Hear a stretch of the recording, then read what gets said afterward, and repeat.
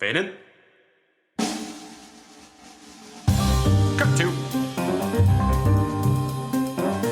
Exterior. Interior. Restaurant? Bar. Club. Day. Night. Action. Hello, everyone. Thank you for your patience. Why am I saying thank you? Is because it has been a minute since our last Restaurant Fiction episode. Number one, our last Restaurant Fiction episode was just so goddamn good. So give a listen if you did not already. Didn't want to immediately have one immediately after because wanted that nice reverb reaction, that nice resonance from the last one. But also, Restaurant Fiction went away for a little bit. We went on our honeymoon. We went to Africa and we went to Dubai.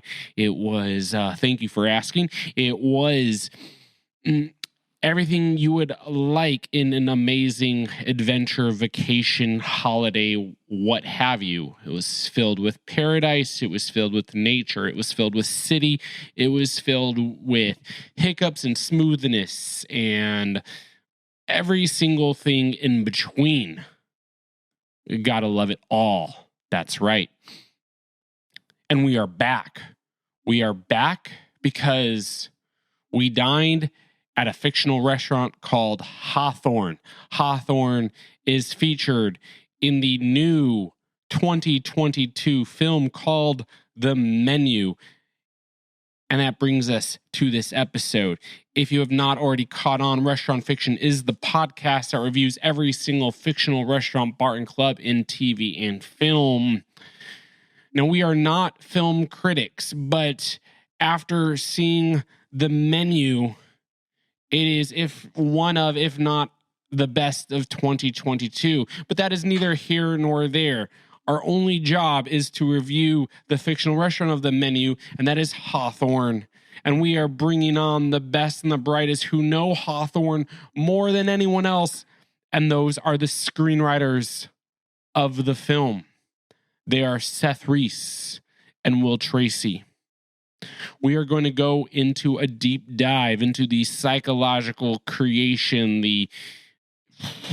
we're just going to go down the wormhole. We are going to open up the Pandora's box, and we're going to get into the nitty gritty of what makes this fictional restaurant so great. It is funny. It is cathartic. It is tense. It is thrilling, and it is quite horrific at some points. Am I talking about the movie? Am I talking about the fictional restaurant? Who knows? You're just going to have to listen to this fucking fantastic little chit chat, little fireside dialogue with Seth and Will. Let's get into them and the fictional restaurant Hawthorn. Go. Guys, gals, children, grandmas, grandpas. Let me talk to you about a restaurant called Hawthorn.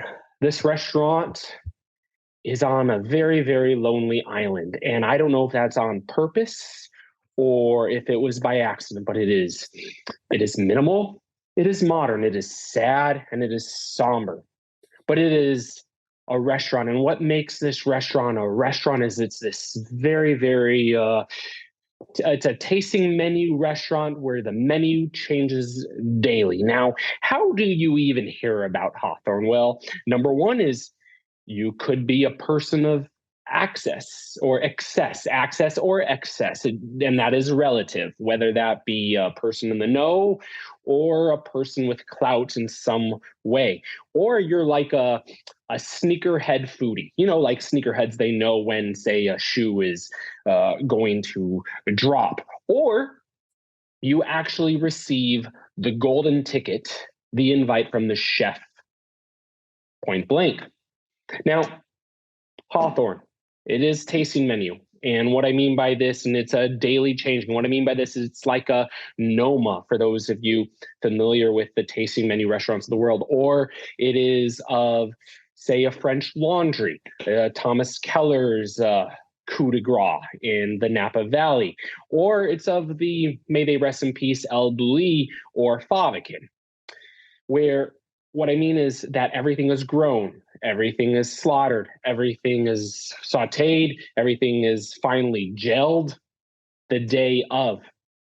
Now, one dines at this Charlie and the Chocolate Factory experience. You never know what the customer's motivations are. You don't really even know what the chef and his kitchen brigade, their intentions are. And to defend both of those, you see, tasting menu restaurants of this caliber are actually hard. And what I mean by that is, you see, the chef and his staff, they don't have ample time for research and development. And they have to converge years and years and years of art and craft mixed with this raw emotion of sick and twisted humor, which is almost cathartic.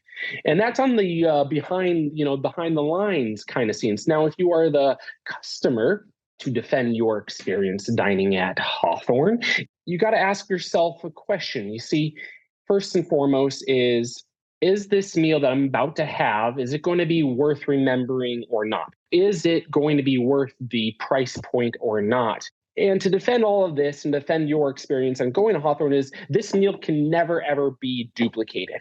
Now, to summarize and to finalize this Hawthorn experience is dining at Hawthorn a good thing? Well, that's relative. But let me tell you something, listener. Every time you go to In-N-Out Burger, those cheap, greasy cheeseburgers are always, always, always going to be just right. Anyway, that is our very general, very vague, very, we have responses, all right. All right, good, excellent. We are talking to the screenwriters of the film, The Menu. It's going to be dropping very, very soon. Anyway, we are talking to Seth. We are talking to Will. Gentlemen, you have a response to that review of the restaurant, the fictional restaurant that both of you created. The floor is yours. Your rebuttal. What did you like? What could be improved? What did you dislike? I will say, if I were Chef Slowick, there's a couple things that I would say in response. One, my restaurant is not sad and somber. My restaurant is a place of contemplation, and contemplation is always joyful. Sneakerhead foodies are never welcome at my restaurant. 3, it is not a tasting menu. It is a degustation concept. 4, we are not a chocolate factory. We are a restaurant. And I know not of the Charlie of whom you speak. And as to whether it's a good thing to eat at this restaurant, yes, it is a good thing to eat at the restaurant. Thank you very much. Seth, you have some responses. My only thing was minimalist and modern, sad and somber. There are no better words to describe my friend and co-writer Will Tracy.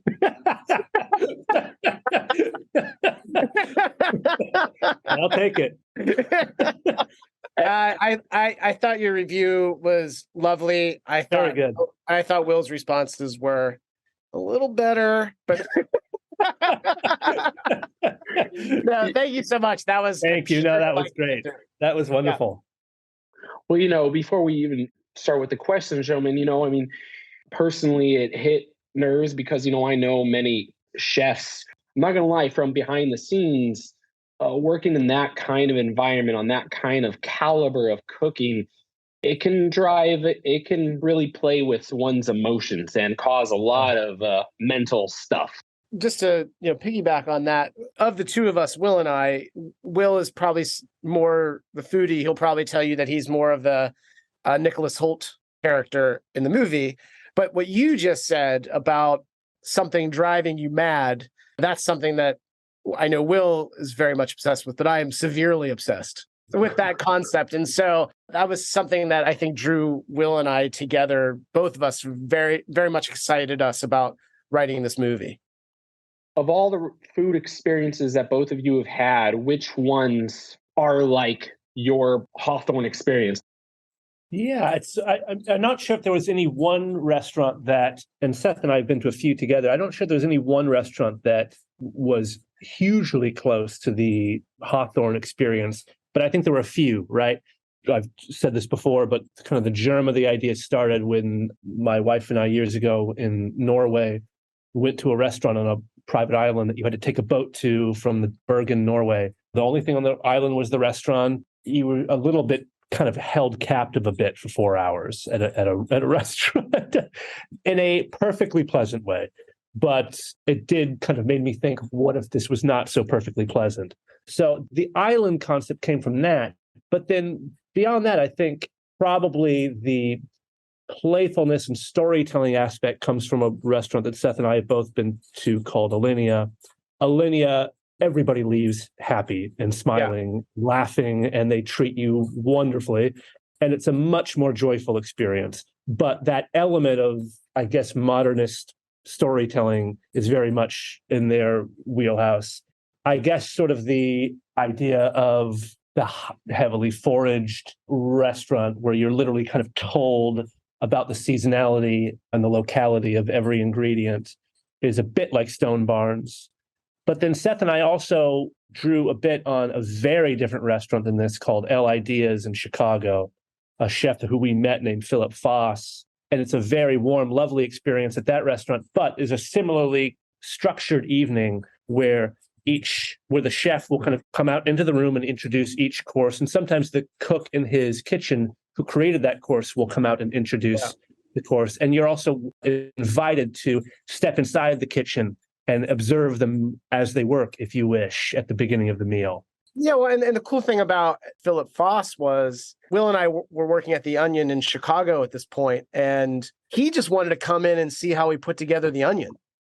He was interested. That's how we met. Yeah. That's how we met him. He was excited to come in and watch, I think, a creative group of people put together another thing. And accommodate each other's ideas. And how do you guys do it? He wanted to know that. And really so that for me, who was a little, at that point, less, I don't know, involved's not the right word, but in what a chef of that magnitude and caliber does, it really cued me into, oh, chef as artist, chef as creator, chef as perfectionist.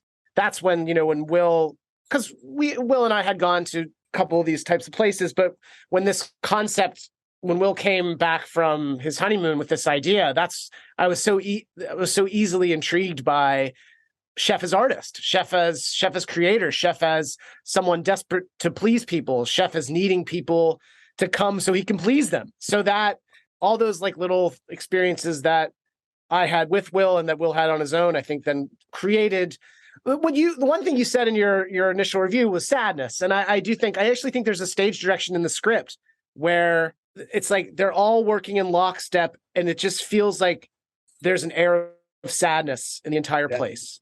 So when you said sad, I mean, that there's a common theme, I think, in Will and I's stuff where everyone is probably very sad. I think like Nicholas Holt's character is one of the saddest characters. Like when he's alone in his bedroom at night by himself, the saddest character we have ever created. But also I think we share I think we both find a kind of sad intensity in these restaurants, sort of funny. Oh, very funny. I think Seth and I are the type of people who, if we went to a place like that and the lockstep service comes and the plates are all set down at the same time, it's going to be hard for us not to laugh. Intensity is funny, and Will and I can be intense people, and I think we're then aware of how insane and stupid that can be. So and how seriously we can take ourselves when we're working, and so we relate to it, and it is funny. Yeah. How are both of you working together? How does one enhance the other? Well, Will and I live in the same sort of hut in Brooklyn. It's like kind of a yurt type situation, but I live below. There are no other rooms. It's just one room. Yeah, I live below the ground, and Will lives above the ground. And I'll put my head up. No, I think our writing process is very similar, actually, to how the Onion's put together in a certain sense, because we would come together and talk and come up with sort of like the outline and story beats and things like that. And then when it came to the actual writing, and we were in our computers writing, I would go off and write 15 pages, send it to Will. Will would do a pass on those 15 pages, and then he would write 15 pages. And so there was a certain amount of like, we had our sort of outline that we came up with together. But then what was fun in that sort of solo part of it is that we could surprise one another whenever we got one another's 15 pages. And I think that always kept it quite fun. Yeah, it's really, we've never tried to do the thing that some writers will do, where they will sit together in a room and one person will type, another person will talk, and then one person will talk and the other will type. We've never really done that except when we're outlining. I think we both really enjoy the idea of not only just writing separately, but while you're writing separately, you're kind of smiling and with anticipation, like Seth is going to enjoy this, you know? Sometimes I'll have to like hold off on like texting Will something that I think he'll like, because I just want him to see it when it's sent to him, you know? And I feel like we've both done that where occasionally I think we'll be so excited about sharing a joke with the other person that before we send the script pages, it's hard to resist sending a text sometimes with a few lines of dialogue. The basic is that we'll never be cool. We'll always be dorks. And that's that. You know, that's why, especially with comedy, it's great to have someone to write with another person, because not only then you escalate each other's jokes and you build on each other's jokes, but also if there's just one other person who you trust their sense of humor, if you both find something funny, then there's a pretty good chance that it's, at least to our sense of humor, funny. And it's sometimes hard to know that when you're writing alone. You can kind of trust your own sense of humor to an extent, but we've all been in that situation where you find something really funny and then you share it, and it's like, okay, maybe it's only half formed in my head, and this is not amusing anyone else.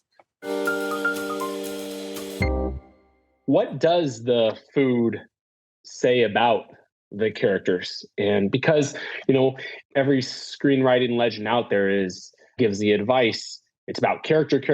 Well, in your story, yes, it's about the characters, but it's about the food.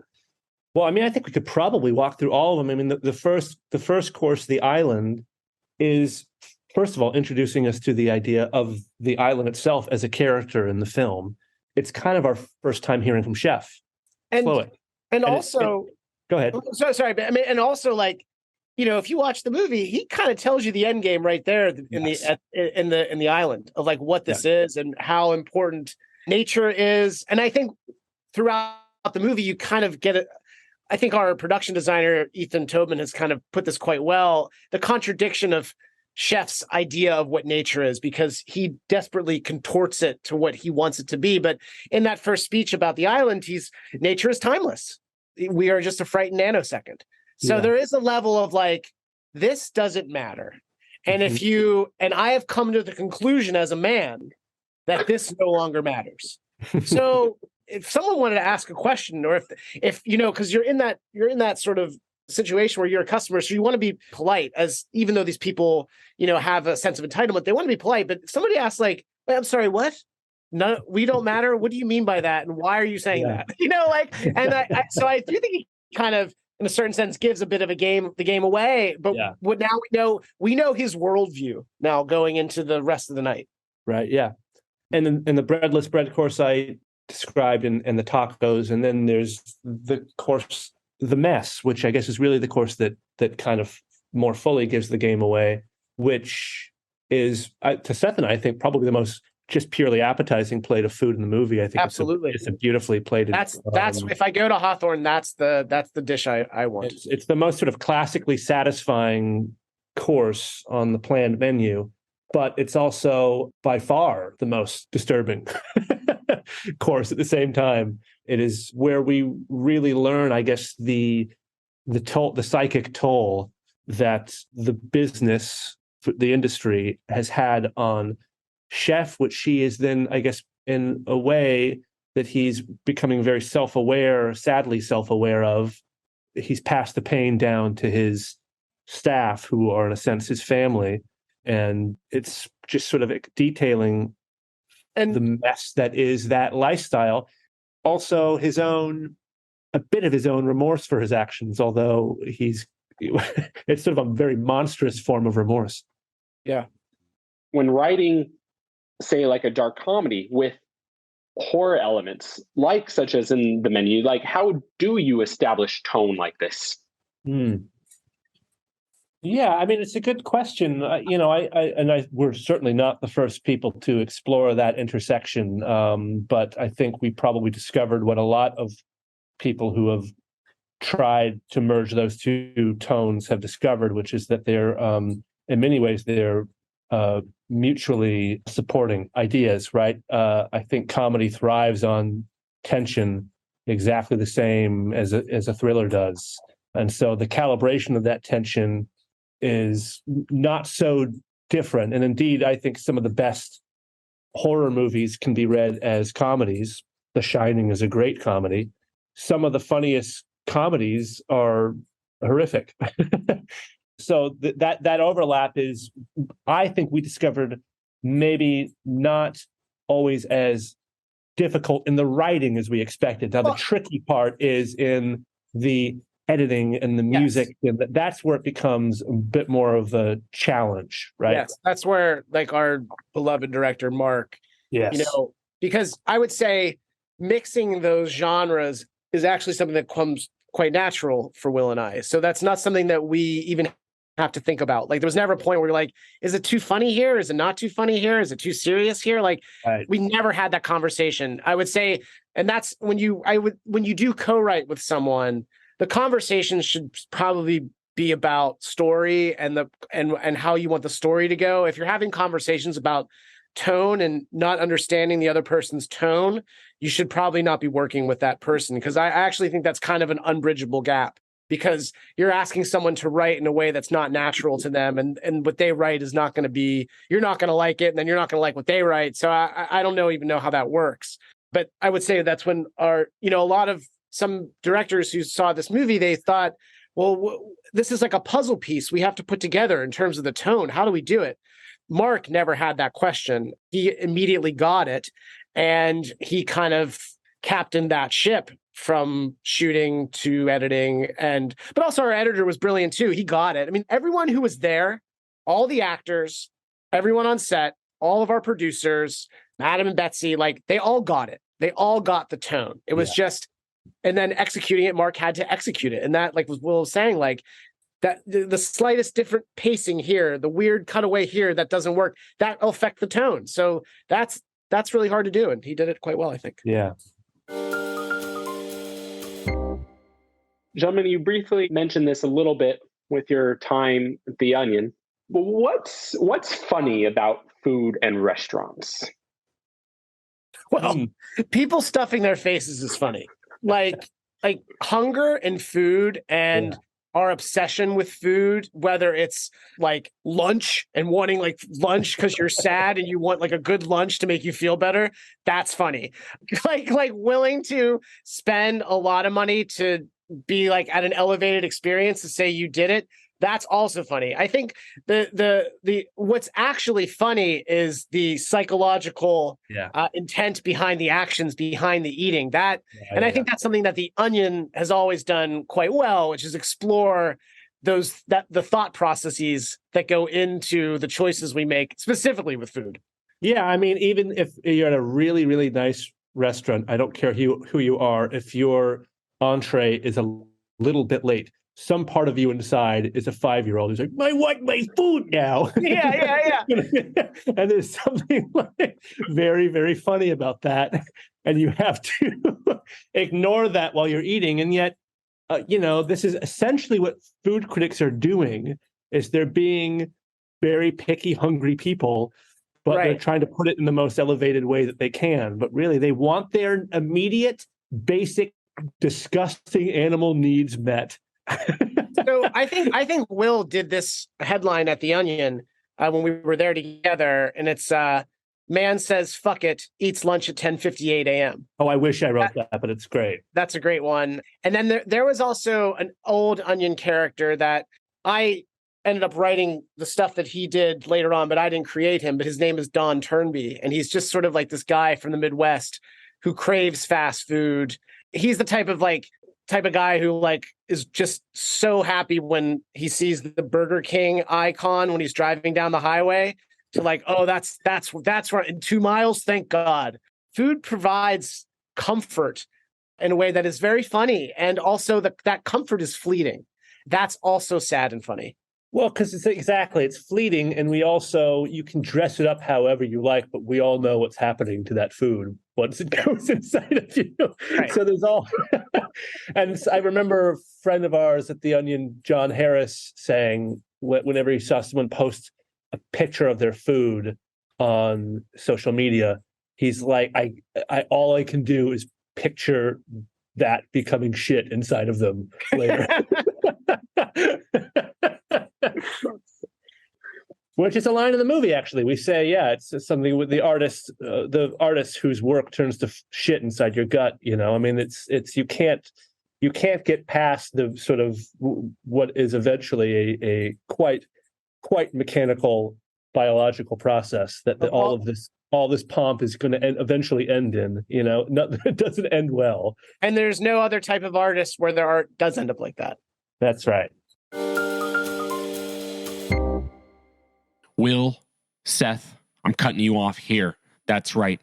I am making the beginning of this conversation part 1. We are going to be continuing the conversation with both you gentlemen next week for part 2.